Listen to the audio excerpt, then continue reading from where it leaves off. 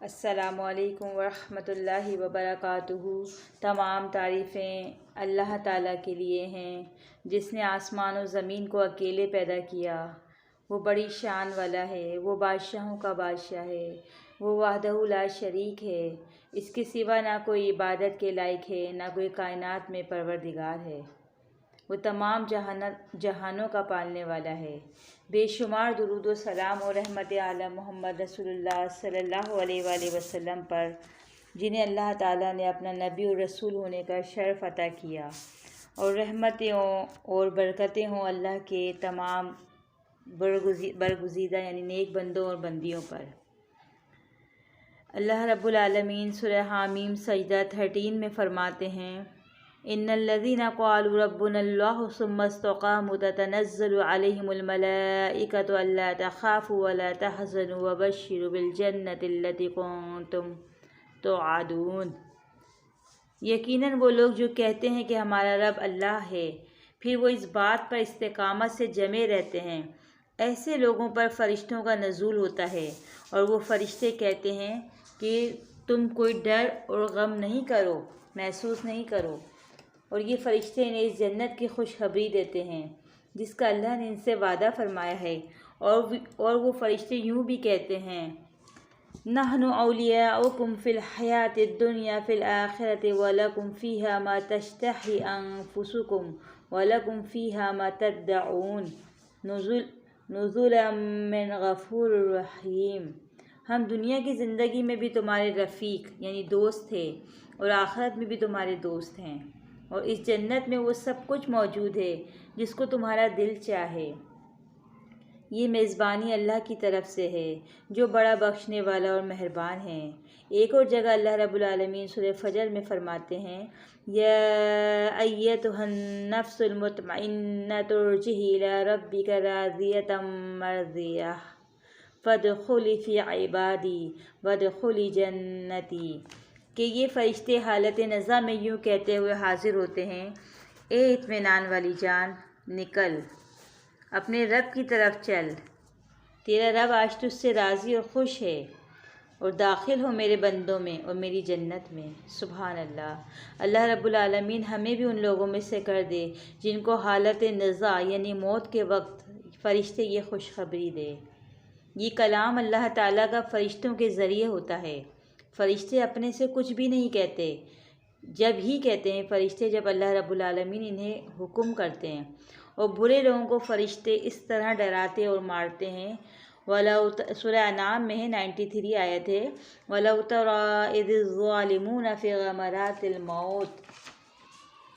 اور اے نبی اگر وہ منظر تم دیکھ لو کہ جب ظالم لوگ موت کی سختیوں میں مبتلا ہوتے ہیں، وَالْمَلَائِکَةُ بَاسِطُو أَیْدِیہِمْ أَخْرِجُوا أَنفُسَکُمْ، اور فرشتے ہاتھوں کو پھیلا کر اخرجو آگے ہاتھ بڑھاتے ہیں اور کہتے ہیں کہ نکالو اپنی جان۔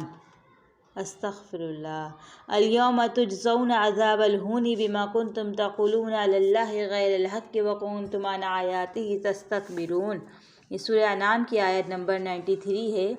آج تمہیں ذلت کی ماری جائے گی، اس لیے کہ تم اللہ کی طرف غلط باتیں منسوب کرتے تھے اور تم اللہ کی آیتوں سے منہ پھیرتے تھے۔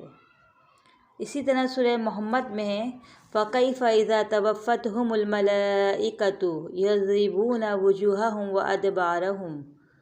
پھر وہ وقت کیا ہوگا کہ جب فرشتہ فوت کرے گا، یعنی انسان کو مارے گا، منہ اور کمر پر۔ یہ فرشتے طاقت کے لحاظ سے بہت قوت والے ہوتے ہیں۔ اللہ تعالیٰ کا بدکار قوموں پر عذاب انہی کے ذریعے نازل ہوتا ہے، طاقتور فرشتوں کے ذریعے۔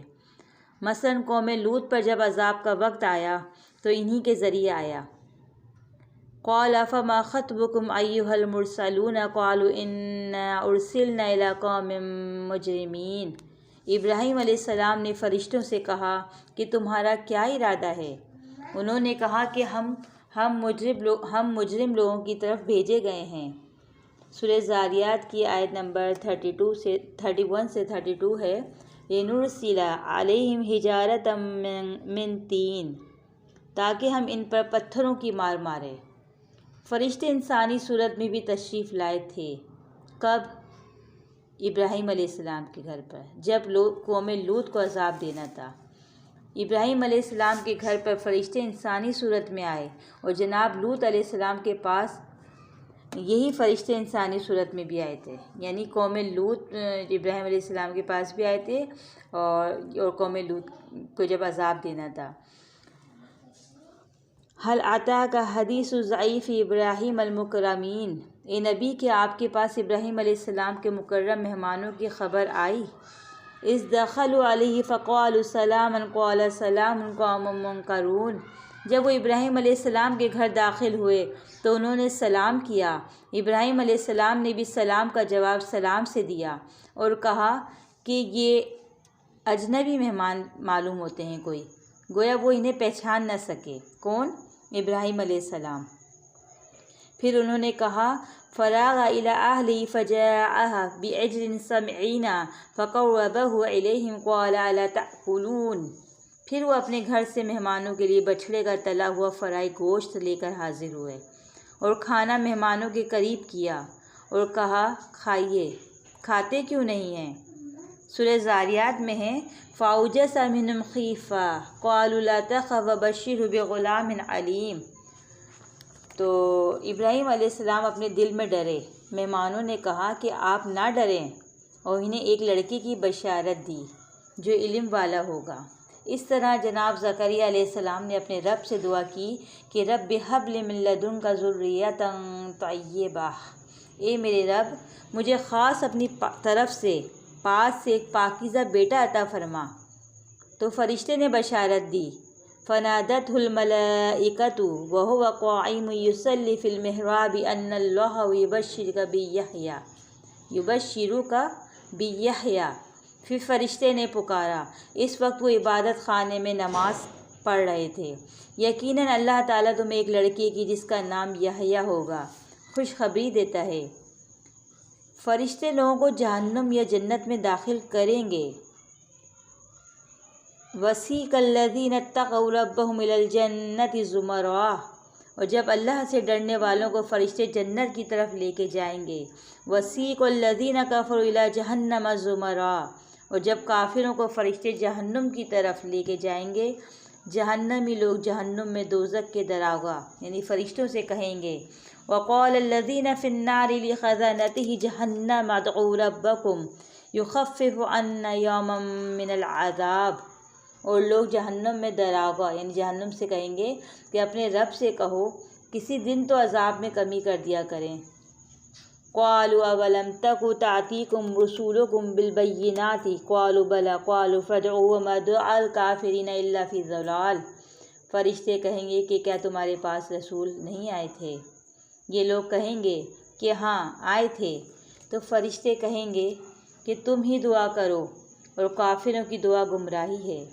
وہ جہنم کے دراغوں سے یوں بھی عرض کریں گے یا مالک لیقضی علینا ربک، اے مالک اپنے رب سے کہے کہ ہم پر موت مسلط کر دے۔ وہ فرشتہ کہے گا قال انکم ماکثون، تم ہمیشہ اسی میں رہو۔ لقد جئناکم بالحق ولکن اکثرکم للحق کارہون، سورہ زخرف کی آیت ہے، اس کا ترجمہ ہے یقیناً تمہارے پاس حق آ چکا تھا لیکن تمہاری اکثریت نے حق ماننے سے انکار کر دیا تھا۔ فرشتے اپنے رب کے حکم سے نافرمانی نہیں کرتے، وہ اللہ کی نافرمانی نہیں کرتے، وہ تو وہ کام کرتے ہیں جس کا انہیں حکم دیا جاتا ہے۔ یہ سورہ تحریم کی آیت ہے لا یعصون اللہ ما امرہم، فرشتے اللہ تعالیٰ کی پاکی بیان کرتے رہتے ہیں۔ وَنَحْنُ نُسَبِّحُ بِحَمْدِكَ وَنُقَدِّسُ لَكَ، سورہ بقرہ کی آیت نمبر 13 ہے، اور ہم آپ کی تسبیح، حمد اور پاکی بیان کرتے رہتے ہیں۔ فرشتے عالم الغیب نہیں ہیں۔ جب اللہ تعالیٰ نے آدم علیہ السلام کو بنانے کا ارادہ کیا تو فرشتوں نے اس بات کا ذکر کیا وَإِذْ قَالَ رَبُّكَ لِلْمَلَائِكَةِ إِنِّي جَاعِلٌ فِي الْأَرْضِ خَلِيفَةً، اور جب تیرے رب نے فرشتوں سے کہا کہ میں زمین میں خلیفہ بنانے والا ہوں، تو فرشتوں نے کیا کہا قَالُوا أَتَجْعَلُ فِيهَا مَن يُفْسِدُ فِيهَا وَيَسْفِكُ الدِّمَاءَ، فرشتوں نے کہا آپ زمین میں ایسی مخلوق بنائیں گے کہ جو فساد کرے اور زمین میں خون ریزی کرے۔ فرشتوں نے بہت دور مستقبل کی ایک بات بتا دی۔ آدم علیہ السلام کی پیدائش سے پہلے یہ بتا دیا کہ لوگ زمین میں فساد کریں گے، اور یہ ایک غیب کی خبر تھی۔ تو اللہ نے ارشاد فرمایا انی اعلم ما لا تعلمون، میں جانتا ہوں جو تم نہیں جانتے۔ پھر اللہ تعالیٰ نے فرشتوں کو ایک امتحان میں ڈال دیا۔ جناب آدم علیہ السلام کو چیزوں کے نام لکھوا دیے اور پھر بتا دیے۔ ثم عرضهم على الملائكة فقال انبئوني بأسماء هؤلاء إن كنتم صادقين۔ پھر فرشتوں نے کہا مجھے بتاؤ کیا نام سکھائے ہیں اگر تم سچے ہو، یعنی اگر تم اپنے اس دعوے میں سچے ہو کہ آدم دنیا میں فساد کریں گے تو تم نے بہت دور کی بات بتا دی۔ ذرا اپنے سامنے کھڑے ہوئے آدم کی بات تو بتاؤ کہ میں نے کیا کیا نام سکھائے ہیں۔ اگر تم قریب کی بات بتا دو تو پھر تمہاری دور کی بات بھی درست ہو سکتی ہے۔ سورہ بقرہ میں ہے قالوا سبحانک لا علم لنا الا ما علمتنا انک انت العلیم الحکیم۔ فرشتے پکار اٹھے تیری ذات پاک ہے، ہمیں کچھ علم نہیں مگر وہی جو تو نے ہمیں عطا کیا، اور تو ہی علم جاننے والا اور حکیم یعنی حکمت والا ہے۔